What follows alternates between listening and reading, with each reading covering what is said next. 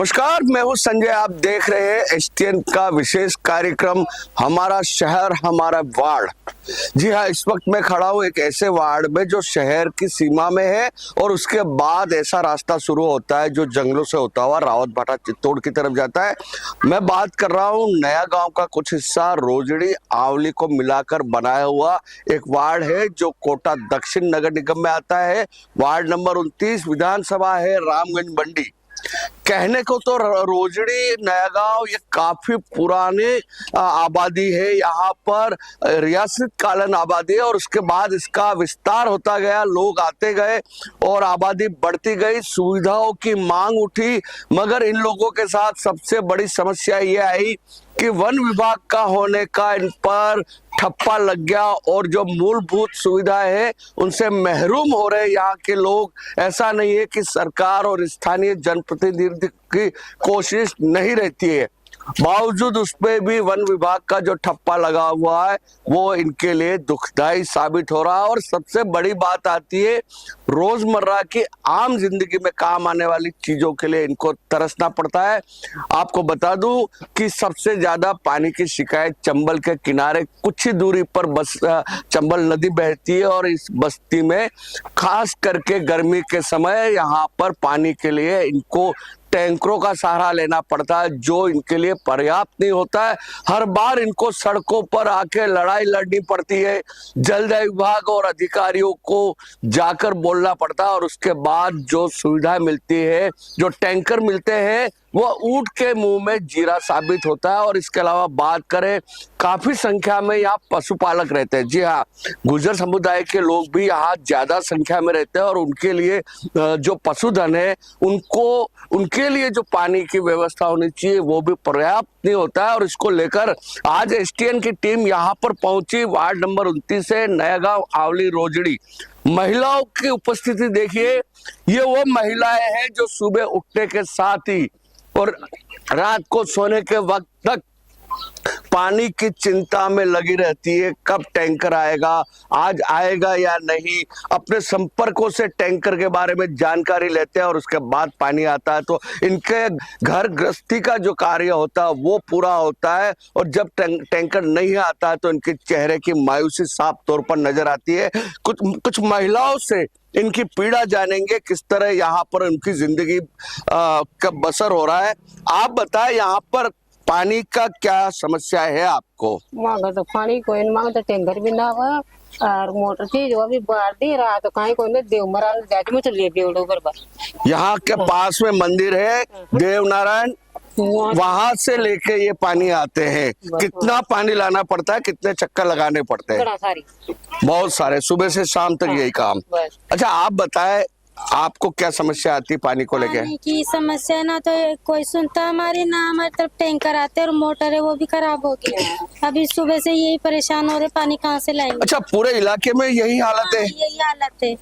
आप बताएं, क्योंकि आप लोगों को सुबह उठने के साथ ही अपनी गृहस्थी को संभालना होता है, खाना से लेकर हर चीज करना पड़ता है, तो किस तरह से आप पानी की व्यवस्था करते हैं और किस तरह से आप लोगों का परिवार, यहाँ तक कि कई जगह देखा गया बच्चे भी सुबह उठने के साथ ही पानी के टैंकर का इंतजार करते हैं, तो क्या लगता है आपको किस तरह से होना चाहिए यहाँ पानी की व्यवस्था? देखो वो पाइप मतलब वो जो लाइन बिछी हुई है ना वो चालू हो जाना चाहिए बस, क्योंकि हर मतलब गर्मी में 3 महीना हमें इसी तरह से परेशान होना पड़ता है। पानी कहाँ से लावें, कैसे? टैंकर है जो 4 दिन में एक बार आता है, कभी 3 दिन में एक बार आता है, तो पानी की समस्या तो देखो होती है। टैंकरों की जो समस्या है, टैंकर 4 दिन में 3 दिन में आता है और उसके लिए भी इन्हें सिफारिश लगानी पड़ती है कि भाई साहब हमारे गली में टैंकर भेज देना। आपकी क्या स्थिति है पानी को लेकर? टैंकर आए थे, हम बोल रहे हैं यहाँ पर तो एक दिन छोड़ के एक दिन भेज रहे हैं टैंकर। उससे क्या आपका काम पूरी गर्मी में निकल जाता है? निकल भी रहा है, तो इतने साल हो गए निकाल रहे, क्या करें? ये मजबूरी है आपकी? मजबूरी है, निकाल रहे हैं। आप बताएं, यहाँ पर पशुपालक भी रहते हैं जो दूध का व्यवसाय करते हैं, वो लोग किस तरह से अपने जानवरों के लिए पानी की व्यवस्था करते हैं? दूर दूर से पानी लाके पिलाते हैं, दूर दूर से जाते हैं। और महिला सुबह से उठती है तो पहले तो पानी जाती है, बाद में खाना बनाती है और फिर बच्चों को भी संभालती है, फिर घर को भी संभालती है। सारे कार्य करके पानी की बहुत चिंता होती है। टाइम पे खाना नहीं खा पाते हैं बच्चे भी, और महिला भी टाइम पे खाना नहीं पका पाती है। 2-2 3 दिन मुझे तक खाना मिल रहा है हमको पानी की चिंता में। पानी की चिंता, ये देखिए, आपको ऐसा नहीं लग रहा हो, अगर इस जगह का नाम और कोटा शहर का नाम नहीं ले तो ऐसा नहीं लग रहा है कि मारवाड़ के उस हिस्से में है जहां पर पानी के लिए सदियों से मारामारी चल रही है, सदियों से मारामारी चल रही है। और आप आगे आए, आप लोग बताएं कि आपकी जिंदगी क्या पानी के इंतजार में गुजर रही है? क्या इंतजार में गुजर रही है हमारी तो जिंदगी। पानी के इंतजार में जिंदगी गुजर रही है। सुबह उठते क्या करते हैं आप लोग? पहले पानी को नाम ले, जब मैं पानी का नाम लेते हैं। अच्छा, बारिश के दिनों में क्या स्थिति होती है? सुना है कि यहाँ पर इतना पानी भर जाता है, पानी भर जाता कोई निकासी नहीं होती है। चलिए देखिए, इनके साथ समस्या ये है कि गर्मी में पानी के लिए इनको तरसना पड़ता है, और वहीं पर बारिश में, क्योंकि ये वन विभाग की जमीन और सारा पुराना गांव मिला के, तो इसका जो समुचित विकास होना चाहिए वो नहीं हो पाया। तो पानी की निकासी, नालियां और जो आगे से पानी आता, पठार का जो पानी आता, उसकी वजह से इन लोगों को यहाँ पर बाढ़ का सामना करना पड़ता है। तो 15 साल हो गए, 15 साल हो गए हमको रहते 15 साल हो गए। 15 साल में हम इसी तरीके से परेशान हो रहे हैं, है ना। कांग्रेस की पार्टी आई, बीजेपी की पार्टी आई, मगर है ना आज तक कोई भी सुविधा यहाँ नहीं हुई, है ना। तो हमको तो यहाँ पे पाइपलाइन चाहिए। अच्छा, नालियों का पानी रोड पे भर जाता है, उसी कीचड़ में हम रहते हैं, है ना, बारिश में। और पानी इतनी परेशानी, 3 महीने इतनी मुश्किल से निकालना पड़ता है। टैंक भी आता तो आ जाता है, नहीं आता तो नहीं आता, बस दिन भर इंतजार करते रहते हैं बाहर बैठे बैठे धूप में, है ना। अभी भी पूरा पानी खाली पड़ा है। तो सर हमको है ना सुविधा चाहिए, हमारे साथ न्याय होना चाहिए। आपके साथ न्याय होना चाहिए। एक अम्मा है। अम्मा, आपकी उम्र क्या हो गई? अब तक देख ली, हो गया 60-70 साल। 60-70 साल हो गया। पानी भरने जाते हो? पानी का इंतजार करते हो? पानी का इंतजार करो, पानी भरवा जाओ तो पानी। नहाते कितने दिन में हो? पानी नहीं आता है तो कितने दिन में नहाते हो आप लोग? 2 दिन में लग गया, ये 4 दिन में लग गया। इस भीषण गर्मी में पीने का पानी नहीं मिल रहा, वहाँ नहाने की बात करें तो नहाना काफी मुश्किल होता है। कुछ युवा बच्चियां भी है। बेटा, आप बताएं, आप लोग पढ़ते हैं? पढ़ाई के अलावा पानी भरते हैं? पढ़ाई के बाद क्या करते हैं आप?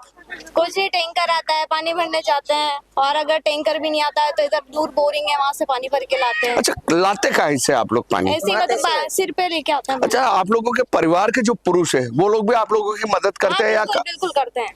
बिल्कुल करते हैं वो लोग, मतलब पूरा परिवार पानी के अभियान में जुट जाता है गर्मी के दिनों में। हाँ, दूसरी समस्या ये है कि है ना, हमारी गली में रोड नहीं है, सीधी बात। पाइपलाइन भी नहीं है, पाइपलाइन भी आधी डली है, हमारी गली में नहीं है। देखिए, वो पाइपलाइन डलने से जब तक उसका उपयोग नहीं है, जब तक यहाँ पानी नहीं आता है। और रोड की समस्या दूसरी समस्या, मुख्य मुद्दा है गर्मियों में यहाँ पर पानी की समस्या। अच्छा, इसके अलावा आपको एक बात और बता दूं कि यहाँ पर जो लोग रहते हैं उसमें से या तो पशुपालक है, या वो लोग हैं जो दिहाड़ी मजदूरी करते हैं, खुली मजदूरी करते हैं, या छोटे मोटे काम करते हैं। उनका कोई ऐसा नहीं है कि कोई स्थायी काम वाले बहुत कम होंगे।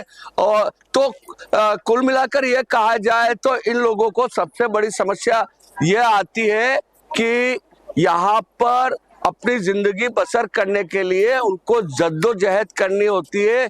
क्योंकि अगर ये काम से कुछ देर लेट हो जाते हैं तो इनको मजदूरी नहीं मिलती। महिलाएं तक घरों में या जो काम होता है वो करने जाती है, तो परेशानी का आलम आपने देखा होगा। पहले भी हमने आसपास के रत काकरा इलाके में भी यही आलम देखा गया था, छोटी सी बस्ती थी।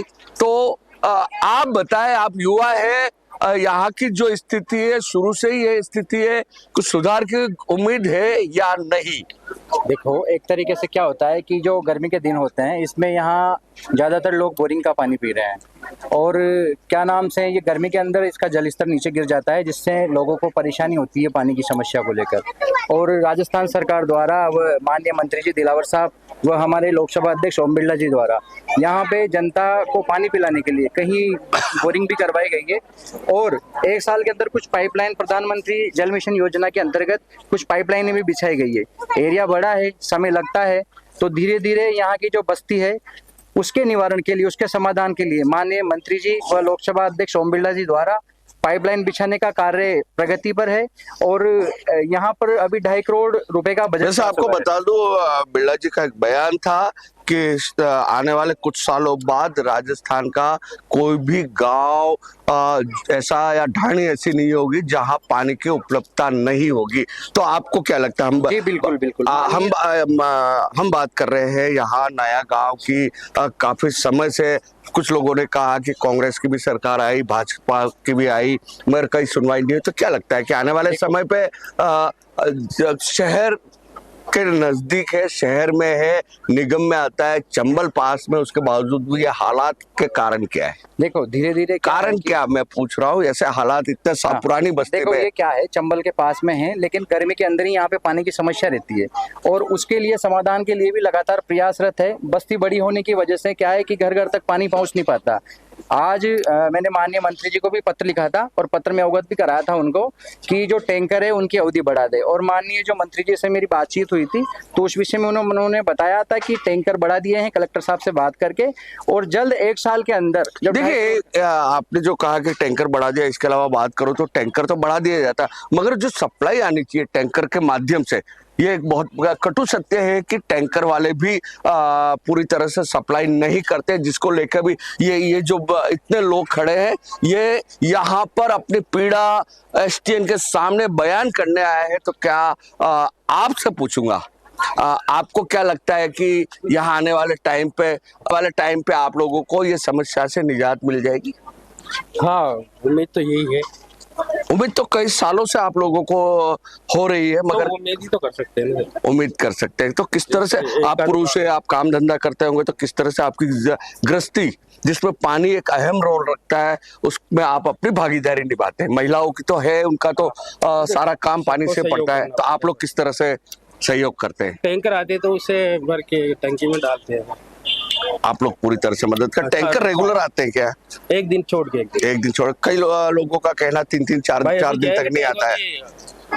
अभी टैंकर की थोड़ी कम है, तो जैसे इस गली में आ गया, मेन वाले ने पहले भर लिया, इसमें खत्म हो गया। अच्छा, एक चीज और देखी गई है, यहाँ हम लोगों ने एसटीएन लगातार हर साल यहाँ के मुद्दे को उठाता है, अपनी जो सामाजिक सरोकार की जिम्मेदारी निभाते हुए यहाँ पर जो पानी की समस्या है उसको लेकर अपने लोगों के बीच पहुंच के उनकी आवाज उठाता है। और आपको एक बात और बता दूं, यहाँ पर यह भी देखा गया, मैं कुछ लोगों से पूछूंगा कि प्रभावशाली लोगों के फोन पर टैंकर उनकी गली में आता है, ये बात सच है क्या? सच है। प्रभावशाली लोगों के उनके गली में उनके यहाँ आता है। तो आप लोग, मेरी बात सुनो, मेरी गली है, इसी मोहल्ले में गली है, और जब से टैंक चालू है आज दिन तक एक टैंक भी नहीं आया। तो आप लोग किस तरह से स्थानीय जनप्रतिनिधि, पार्षद, इन लोगों से आप लोगों ने कभी बात की? आज जाके अमित भाई ने कहा कि मैं आश्वासन देता हूँ आपको, आपके टैंक पहुंचेंगे। जब जाके हमें उम्मीद, देखिए क्या पीड़ा है, जो पीड़ा है इन लोगों की, ये सामने आ रही है। पूरी जिंदगी का जो हम फलसफा निकाले तो यहाँ के लोगों का फलसफा ये है कि यहाँ पर पानी ही इनके लिए सुबह उठने के साथ ही मुद्दा होता है और रात को सोने तक अगले दिन की चिंता में ये घुले रहते हैं। आप बताएं। यहाँ पर पानी तो बहुत कमी है। अभी तो 2 दिन में एक दिन टैंकर आता है। एक गली में 10 मकान है, 10 मकान में 5 एक टैंकर आएगा एक दिन में, तो 5 टंकी भर पाती है एक दिन में। तो बाकी 10 मकान 5 मकान क्या करेंगे, वो पानी कहाँ से लाएंगे फिर? देखिए पानी को अब क्या बोलूं कि हम चंबल के किनारे पे खड़े होकर और प्यासे लोगों से बात कर रहे हैं। पिछले कई सालों से गर्मी आने के साथ ही इनके चेहरे पर सिकन आ जाती है और चिंता व्याप्त हो जाता है। आपको मैं बताऊंगा कि किस तरह से बड़ी बड़ी टंकियां खरीद के रखी हुए कि टैंकर आएगा और हम पानी उसमें भरेंगे और हमारा जो रूटीन का काम है, जिंदगी गुजारने के लिए पानी की जो महत्ता उसका उपयोग करेंगे। तो ये था हमारा विशेष कार्यक्रम, हमारा शहर हमारे वार्ड। इसके अंतर्गत आज हमने आपको दिखाया है नया गांव वार्ड नंबर 29, जिसमें काफी बड़ी आबादी है। अच्छा, आपको आबादी की बात करवाऊं तो सरकारी आंकड़ों में हो सकता है आबादी कम हो, किंतु यहाँ पर जिन लोगों ने अपने नाम या उनके जुड़े नहीं या नए रहने आए तो इसको मिला के काफी बड़ी आबादी है, सुविधाएं है, काफी बड़ा बाजार है। आप अगर इस नया गांव और रोजड़ी के इलाके में आएंगे तो आपको नहीं लगेगा कि जो शहर से सटे हुए इलाके में घूम रहे हैं। तो ये था हमारा विशेष कार्यक्रम, हमारा शहर हमारे वार्ड। अगले एपिसोड में फिर किसी और वार्ड से आपको वहां की समस्याओं के बारे में बात करेंगे। तब तक इजाजत दीजिए संजय दत्ता को। नमस्कार।